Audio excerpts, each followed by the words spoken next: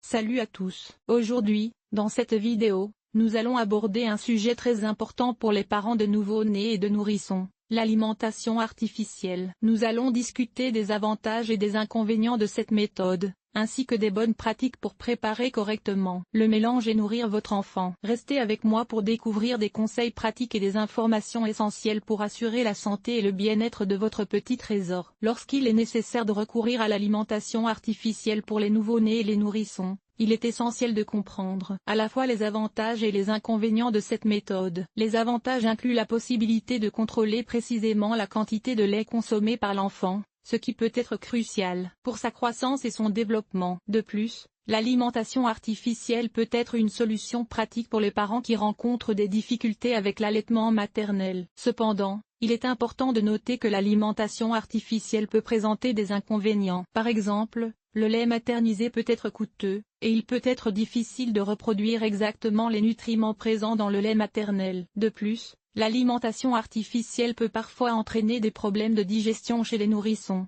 ce qui nécessite une surveillance attentive. Lorsqu'il s'agit de choisir le lait maternisé pour un enfant, il est crucial de prendre en compte plusieurs facteurs. Tout d'abord, il est recommandé de consulter un professionnel de la santé pour obtenir des recommandations personnalisées en fonction des besoins spécifiques de l'enfant. Ensuite, il est important de choisir un lait maternisé adapté à l'âge de l'enfant, car les besoins nutritionnels varient au fil du temps. De plus, il est essentiel de vérifier la qualité et la réputation de la marque de lait maternisé pour s'assurer de la sécurité et de la fiabilité du produit. La préparation correcte du lait maternisé est essentielle pour garantir la santé et le bien-être de l'enfant. Tout d'abord, il est important de suivre attentivement les instructions fournies sur l'emballage du lait maternisé. En ce qui concerne la quantité d'eau et de poudre à utiliser, il est recommandé d'utiliser de l'eau bouillie et refroidie pour préparer le lait maternisé, afin d'éviter tout risque de contamination. De plus, il est crucial de mélanger soigneusement le lait maternisé pour s'assurer que la poudre est complètement dissoute, garantissant ainsi une distribution uniforme des nutriments. Lorsqu'il s'agit d'alimenter un nouveau-né ou un nourrisson au biberon,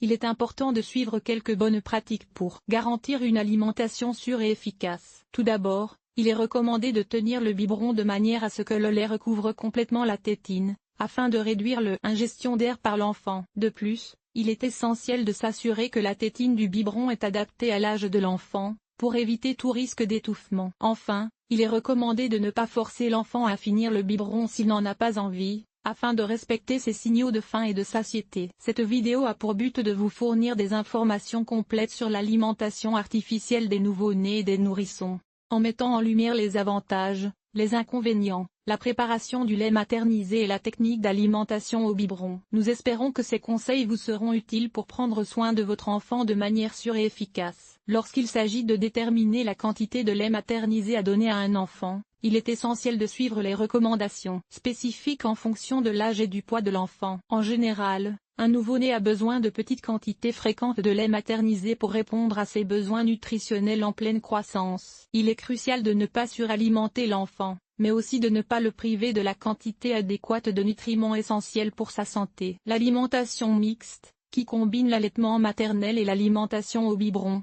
peut offrir une flexibilité aux parents tout en assurant une alimentation adéquate à l'enfant. Il est important de bien gérer la transition entre l'allaitement maternel et l'alimentation au biberon pour garantir que l'enfant reçoive les nutriments nécessaires pour sa croissance et son développement. Pour les enfants nourris au biberon, il est crucial de s'assurer qu'ils reçoivent une alimentation équilibrée et variée pour répondre à leurs besoins nutritionnels. Compléter l'alimentation d'un enfant nourri au biberon avec des aliments solides appropriés peut contribuer à assurer une croissance saine et un développement optimal. Lorsque l'enfant atteint l'âge approprié, il est important d'introduire progressivement des aliments solides dans son alimentation pour répondre à ses besoins nutritionnels croissants. La diversification alimentaire doit être effectuée de manière progressive et adaptée à l'âge et aux besoins individuels de l'enfant. Pour garantir une alimentation équilibrée, le Dr Komárowski souligne l'importance de suivre les recommandations spécifiques en matière d'alimentation au biberon pour assurer une croissance et un développement sain de l'enfant. Il met en avant l'importance de la qualité des produits utilisés,